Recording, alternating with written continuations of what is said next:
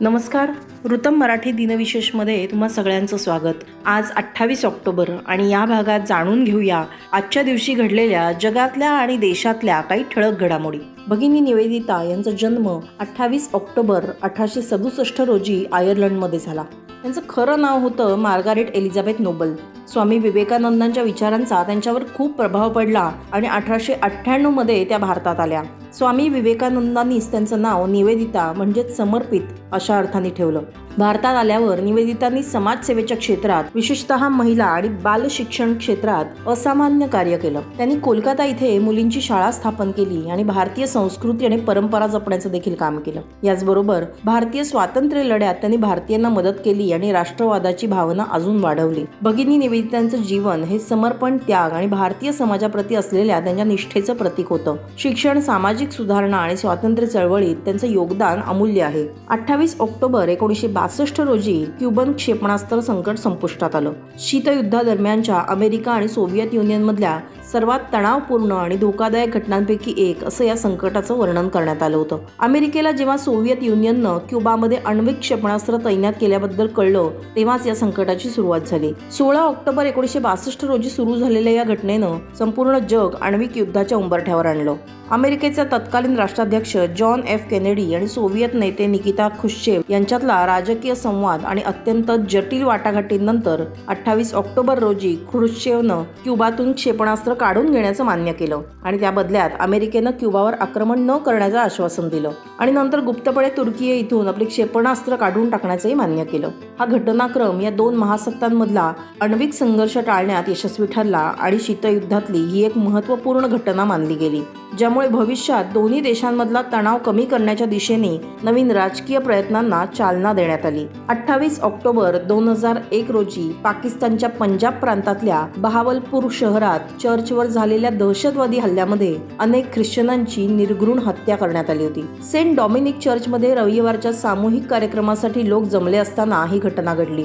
शस्त्र घेऊन आलेल्या हल्लेखोरांनी चर्चमध्ये घुसून अंधाधुंद गोळीबार केला, ज्यामध्ये लहान मुलं आणि महिलांसह 16 ख्रिश्चनांचा मृत्यू झाला. 9 सप्टेंबर 2011च्या घटनेच्या काही आठवड्यांनंतर हा हल्ला झाला होता, जेव्हा पाकिस्तान आणि अफगाणिस्तानमधली परिस्थिती अतिशय तणावपूर्ण होती. पाकिस्तानमधल्या अल्पसंख्याक ख्रिश्चन समुदायाला घाबरवणं आणि दहशत माजवणं हा या हल्ल्याच्या मागचा उद्देश असल्याचं मानलं गेलं. या हल्ल्यामुळे केवळ पाकिस्तानच्या ख्रिश्चन समुदायाकडूनच नव्हे तर आंतरराष्ट्रीय स्तरावरही चिंता आणि निषेध व्यक्त करण्यात आला. 28 ऑक्टोबर 1886 रोजी न्यूयॉर्क हार्बरमध्ये स्टॅच्यू ऑफ लिबर्टीचं उद्घाटन करण्यात आलं. स्वातंत्र्याच्या 100व्या वर्धापन दिनानिमित्त हा पुतळा फ्रान्सने अमेरिकेला भेट म्हणून दिला होता. स्टॅच्यू ऑफ लिबर्टी हे स्वातंत्र्य, लोकशाही आणि न्यायाचं प्रतीक मानलं जातं. त्याची रचना फ्रेंच शिल्पकार फ्रेडरिक ऑगस्टे बार्थोडी यांनी केली होती, तर हा धातूचा पुतळा प्रसिद्ध अभियंता गुस्ताव आयफेल यांनी बनवला होता, जे पॅरिसमधल्या आयफेल टॉवरसाठी देखील प्रसिद्ध आहेत. या पुतळ्याचं पूर्ण नाव आहे जगाला प्रकाशाची दिशा देणारं स्वातंत्र्य. या पुतळ्याच्या माध्यमातून मुकुट परिधान केलेली आणि एका हातात टॉर्च तर दुसऱ्या हातात स्वातंत्र्याची घोषणा असलेली स्त्री दाखवण्यात आली आहे. चांगल्या जीवनाच्या शोधात अमेरिकेत आलेल्या लाखो स्थलांतरितांसाठी हा पुतळा आशेचं प्रतीक बनला. स्टॅच्यू ऑफ लिबर्टी अजूनही अमेरिकन स्वातंत्र्य आणि समृद्धीचं प्रतीक आहे आणि एक महत्त्वपूर्ण ऐतिहासिक स्थळ म्हणून लाखो पर्यटकांना आकर्षित करत आहे.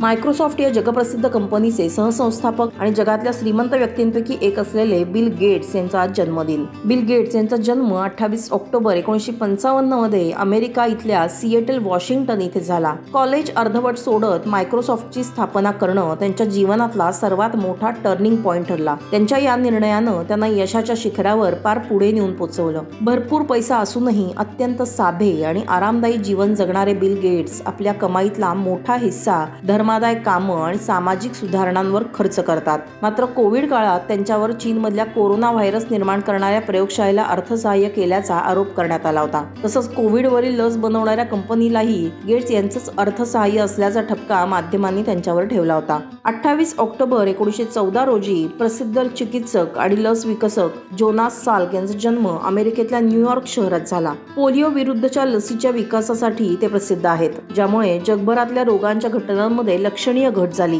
सॉल्क यांनी न्यूयॉर्क विद्यापीठात वैद्यकीय प्रशिक्षण घेतलं. नंतर संशोधन आणि औषधांमध्ये अनेक महत्त्वपूर्ण योगदान दिलं. 1952 मध्ये त्यांनी प्रथम प्रभावी निष्क्रिय पोलिओ लस विकसित केली, जी नंतर 1955 मध्ये सार्वजनिकरित्या उपलब्ध झाली.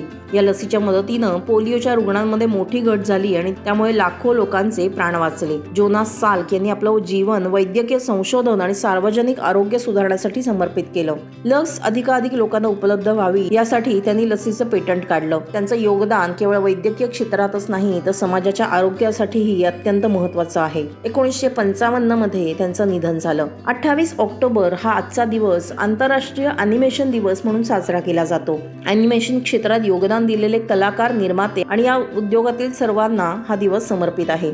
हा दिवस साजरा करण्यामागचा उद्देश ॲनिमेशनची कला, त्याचं महत्त्व तसंच या क्षेत्रात होत असलेल्या नवनवीन घडामोडी समजावून सांगणं हा आहे. आंतरराष्ट्रीय ॲनिमेशन दिन हा 2002 मध्ये सुरू झाला. ॲनिमेशन केवळ चित्रपट उद्योगातच महत्त्वाची भूमिका बजावत नाही तर शिक्षण, जाहिरात, गेमिंग आणि इतर अनेक क्षेत्रातही त्याचा वापर केला जातो. हे होते आजचे अर्थात 28 ऑक्टोबरचे दिनविशेष. आजपासून दिवाळी सुरू होत आहे, तर या दिव्यांच्या उत्सवासाठी आणि आजच्या वसुबरसेच्या निमित्ताने तुम्हा सगळ्यांना खूप खूप शुभेच्छा. तसंच याचबरोबर हा व्हिडिओ तुम्हाला कसा वाटला हे या व्हिडिओ खाली कमेंट करून सांगाच आणि आमच्या YouTube चॅनललाही सबस्क्राईब करा.